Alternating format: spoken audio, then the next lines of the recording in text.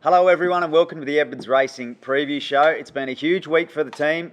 3 winners, a host of positive trial performers, and then the cherry on top, a couple of multis. Toby landing a 3-leg monster, which Hail Mary. I think the guys out the back are still doing the calculations to exactly work out what the number is. And Trent, nice little double on the home track.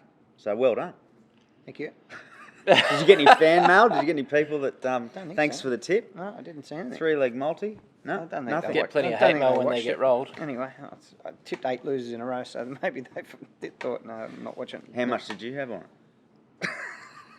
No, he tipped. He tipped but missed the boat. Tip missed the boat. Donuts. All right. Well, hopefully some of the viewers out there got I did on. back a winner though on Saturday. Yeah, outside of the 3 Yeah, backed a winner in Darwin. Thing we used to have. in Darwin. Patriotic King. Patriotic King one. At least you're staying loyal to the former horses. 320. Yeah, good. And well, let's recap the winners because you had the double, which was here at the locals, So Sweet and Mission to Win. King Callow, he was on fire, 4 winners for the day, and that was your winning double. Yeah. I went to He wasn't Brisbane. there. Yeah, I know. You were. Oh, sorry. You're talking about the just- bets. Yeah. Yeah. Yeah, no. Well, she was good. She actually got back. So Sweet, I'm talking about. She got back not too far, obviously, but further than we anticipated because she's been right up on speed throughout her career so far.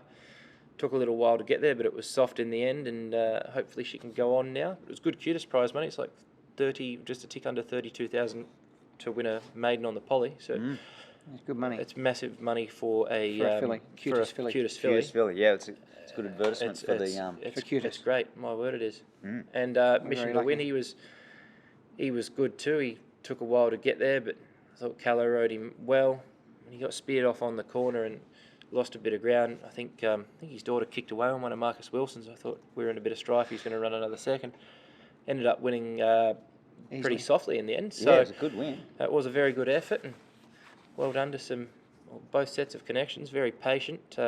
She's got a nice amount of ability, that filly, and they've been waiting a while for her. And Mission to Win, been knocking on the door all prep, and had been a bit disappointing in not winning a race so far. So great. He's a big baby though, isn't he? He's one of those horses that looks like he's got good ability, but he, hangs out, hangs in, gets his head up, gets does his wrong. head up. Oh, I don't want to run away from him just yet, maybe, and then he doesn't do it. So, but it's good. I reckon Callow's the right guy to iron a horse like that out. Extract the best out of He's him. strong. Yep. He did miss. Give him a couple of good cracks around the bum, and he found the line well. I thought it was a good win. Hopefully, it can go on now. Yeah. Oh, well, as you said, a couple of big ownership groups there with the Archer Park and Lucky Clover team. So well done there. And then you were in Brisbane with Preach, and you said post-race in your interview, obviously good to get back in the winner's circle in town on a Saturday, and it was a pretty good ride by CJ, wasn't it? And no, she's a good girl. She's actually very professional. I think we've said a number of times, about how that horse he's had a throat op, he's had wind issues, needs to roll along. I thought she mightn't have quite got it right in the first I thought 300-400 metres. I thought she was going a tad slow because she didn't cross that other horse. But she phoned me after the race on Saturday night and said, look, that girl Malia Castle, I think it was, just kept kicking up inside her, and it dropped out and ran 88th, and just made us do enough work to then have to, go on with it anyway. But, it was fairly soft in the end. Like, he looked in trouble on the corner, or it looked like the Gollins horse was going to peel off our back and get him, but with the weight relief, and he actually changed onto his fresh leg and run away from him in the end. So I think he might get a mile. It sounds odd, flying Artie out of that family, I believe, whether he can get a mile, but I reckon we give him that chance. He could be one of those nice front-running type horse around Doom, and should suit down to the ground. We'll keep him down on the weights. And that was the big bonus, and plus was that horse carrying 57, 58, 59 most of his career, getting right down on 54, 50 and a half. 50. Yeah, he claimed he carried 50 and a half. So that was a big thing. Yeah. Yeah. Well done. Good to see the Mexican colours back in the winner's circle and happy owners.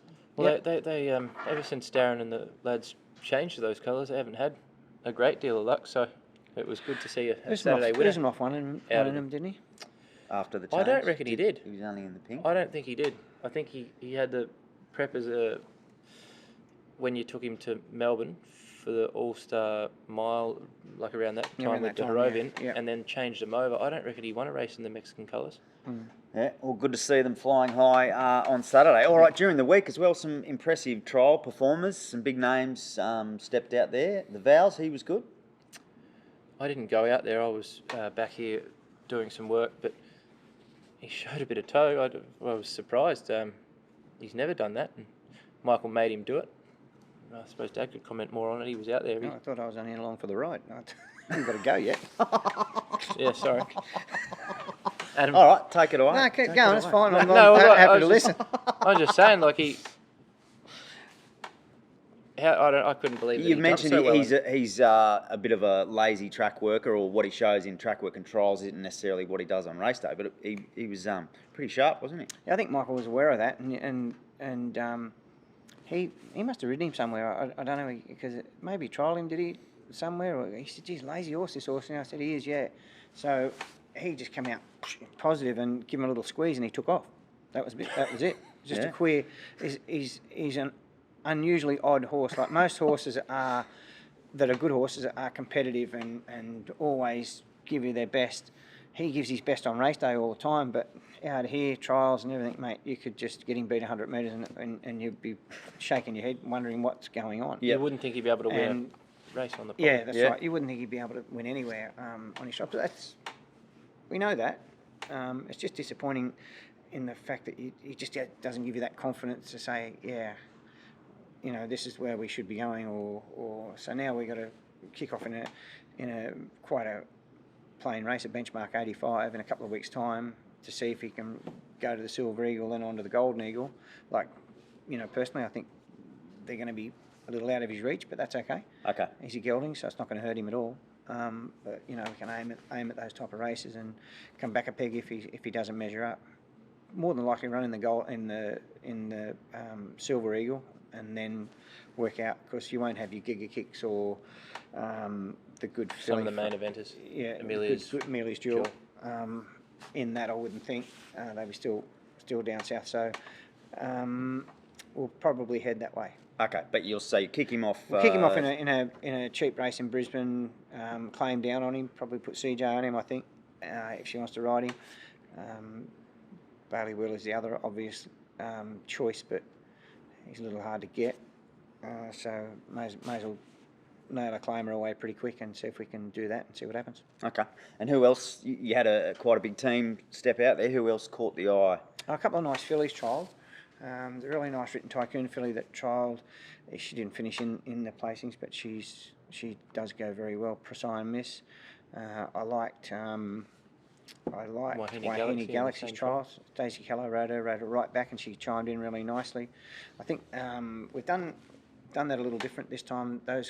Most of those first time triallers have all had a jump out, two jump outs on the poly here prior to going out. They all looked a little fitter going out there for their first trial, so that was good. Wahine Galaxy still in the Fortress trial well. What else was there? Spirit of Mac, unraced 2. Yeah, unraced 2-year-old, sorry. Spirit of Boom colt. You know, finally got him to the trials, and he won his trial. He's a little, what would you call him? He's a little unassuming as well. He sort of hasn't really switched onto it quite yet, but done enough to win a trial, and he'll improve off that. And yeah. Okay, well, they're the triallers from during the week. Some impressive performances there, and let's get into the preview. It's a little quieter on the runners' front, but the Pink Ribbon Cup annual event, 16th annual running of the Pink Ribbon Cup. It's obviously on the poly this year. Bit of a different feel, but it's the Pink Ribbon Cup nonetheless. And Fearless Thinking represents in that race. What are we thinking about Fearless Thinking? Has it been on for 16 years? Yeah. Far out. That's back long, I didn't realise. I suppose, we won it 10 years ago or 9 years ago with that Young Fun. I think we were talking about it last week. Yep. So, there you go. Fearless Thinking. She ran good the other day in an ordinary race at the Sunny Coast up to 1300. We're back to 1100 and just tried to keep her fresh with no weight. Top 2 was 63 63 kilo. One's got 63. Espresso Love and Tommy Cowan's horse Serigala. I think's claiming 2, so carrying 61. I suppose we just got to try and make them carry their weight and see if we're nice and strong late in a stiff race. You know, she's probably each way chance without going too stupid. She's ready to win, but she's found a stiff event. But it's good prize money, 20,000 to the winner basically. So we thought we'd give her a crack, getting 10 kilos off those mares. Yeah, and a couple of track specialists in amongst those those rivals. Both of those 2 top weights love it here. On the poly. In saying that, She this trialled well, mare trialled the house down on it with Stacey on from memory. So hopefully she's really getting at them late down the middle of the track if things go right. Okay, all right. Let's hope to see Fearless Thinking running on. And then the other runner, Tobe, is Boca Riva, who returns after, the unfortunate incident here on the home track the other week. Yeah, so we decided to run, both these mares were in both races. Yeah. So you sort of got to decide before 5 p.m. on a acceptance day which one you want to run in. Mm-hmm. So it's not a lot of time either, because if you've got a sort of a client you need to get in touch with and get the tick which one to run, and we can always recommend which one to run. We're lucky with these two. They left they're quite good. They left it to us to sort it out, but you will get some owners that want the last say type thing. Well. So my personal opinion, I don't think you should have to scratch. To be fair, I think the 5 o'clock rule's too harsh. I think it could roll over to the next day. Betting's not open on these races anyway, so it means nothing. Yeah, it's probably different. Yeah, you're right too. Yeah, Metro or something. These markets won't come out till tonight. Yep. Or at least tonight. Yeah. Late this afternoon. Yeah. So I think they have no reason really to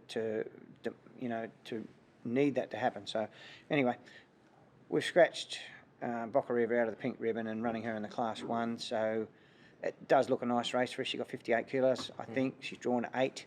She could lead them if she wanted to. We've taken the blinkers off her. We just think that at 1,200 now, it's probably going to do, especially from a barrier like that, she's going to do enough outside horses to maybe offset her finish.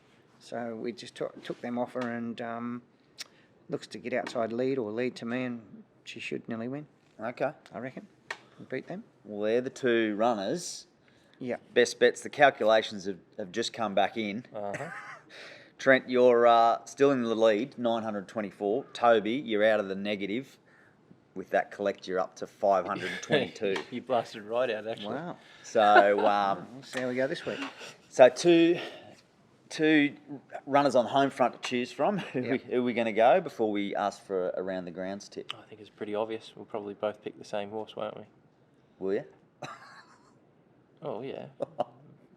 Boca Riva, the Sedgeno filly. Okay. Class 1. Lock it in, Eddie. I'm going all up. All up? Special.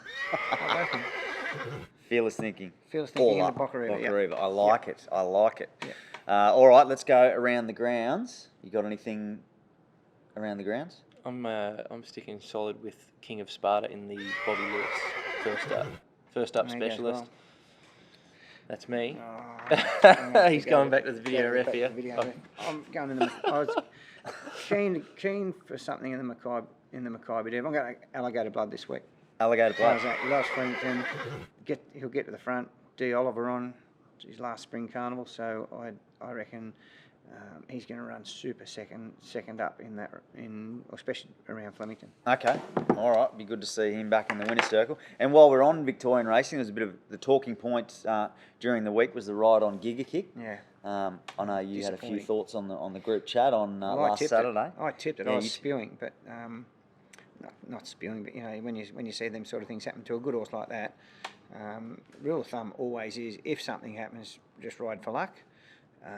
Knowing that horse is going to his grand finals, obviously, in Everest, and it's not a cheap race either, by the way, but certainly he's won what? Had bigger fish to fry. His grand finals a couple of weeks down the track, not last Saturday. So I would have thought a jockey like Craig Williams would have, just left him alone and got on the back of something, and if he won, good and well. If he didn't, but to put him into the race from so far out and to do so much work, that could be like, depending on where they got him in fitness as well. So, but he would have known that. He's ridden the horse work. I seen him ride at work on the Tuesday at Moonee Valley, and he's involved in the horse's full preparation. So you'd think he would have some clue or idea on where the horse sits as far as fitness goes. But that could end his preparation really. And you've got an Everest that he's one of the favourites for. So look, I wouldn't be as aggressive as Rodney Douglas, but certainly they have reason to be upset. Big reason, actually. Yeah. So, what's your thoughts? Williams come out in the media and said that he exposed him and didn't expect him to let rip as quick as he did. And then once he was out and he saw fresh air, he just went with it. He put his hand up and said he gave him a bad ride. He didn't ride him the best. So it's different if he came back and made an excuse and said that he done everything right and this is why I done this and whatever. It's pretty evident to see it was a little bit of a Barry Crocker, but he's I don't think he maybe shouldn't be the sacrificial lamb. Like he's won an Everest, he's won a Doomben 10,000, the 2 times, the Darley Sprint I think it was, Champion Sprint, whatever you call it, down the straight. After the Everest last year, he went inside, probably should have come outside, but other than that, it's been a pretty good partnership, and he has ridden the horse very well on a number of occasions. He gave it a 12 out of 10 in the All-Age Stakes prior to going to Brisbane when it won. So, we all watch enough races. We know that it wasn't his best ride. But I think if you stick with him, then they'll get a result. Bit of loyalty for bit of loyalty past needed. achievements. Yeah, it was a bad ride, as I said, but what do you do? All right, I'll watch this space. Hopefully he does get to stick with him. Well, they'll sack him? I'm a bit the same as you guys. I don't know about Jonathan. I don't know what the owner's a good guy, Jonathan Munns. He's had plenty of horses. I would think that he'd be a little more loyal than that. Maybe heat of the moment type thing. I don't know. Well, Rod Douglas. We've all done it. Right, yeah, we all get. I'm I was guilty as charged. You go ballistic after a race. I used to be. I'm not anymore. You measured? Well, measured, somewhat measured. Depends how big a show it is. If it's a big show, I'm really off. I'm really not happy. But Alpine Edge, I'll give you an example. When he started first up heading towards the Archer last year, for that to happen to that horse, I wasn't happy. Yeah. And I'll let him know too. What do they say? Don't make a decision on race day. That's well. So you let everything cool down. That's not an actual decision, but certain. Oh, you're talking about the jockey change? Oh yeah, or whatever. Yeah, well, just let everything. It's a bit hard let the dust settle. It's a bit hard not to let your emotions show, right? Because that's what it is, he's got a pretty good following, that horse, so it's a bit hard not to let your emotions go. Yeah. You need to be guarded as well. So especially when media's around. Yeah. Because you guys in the media love to get it out there, get your name up, Yeah, get it out there. Very good. Yeah. You're one of them. Yeah. All right. Well, anything else to add? I think that's about it. Star Turn Colt. That we put yeah. the video up of last week. Thanks for him jumping in. Well done. Fantastic. He's done. So he had improved from week to week and got him sold. It's good. Yeah, some new owners and some existing owners. So Yep. good to see everyone on board and stay tuned. Very easily, so that was great. And he'll be off to the trials shortly. Had another jump out Possibly, this week. Had another jump out. So we'll just, they're week to week, aren't they? So the babies, yeah. Funnily enough, his legs look clean as a whistle, and he hasn't left a note. So he could be just one of those early precocious that. Yeah. Don't need to keep saying that word, but that's what he could be. But he does look like he's got a set of cast iron legs, which is unusual. He hasn't got one bit of filling in either his fetlock joints, his shins are clean, and he's sound as a button. So, cool. Very good. All right. Well, hopefully the winners keep rolling this weekend. Have a great weekend, everyone. We need some. You. Thanks. Good luck.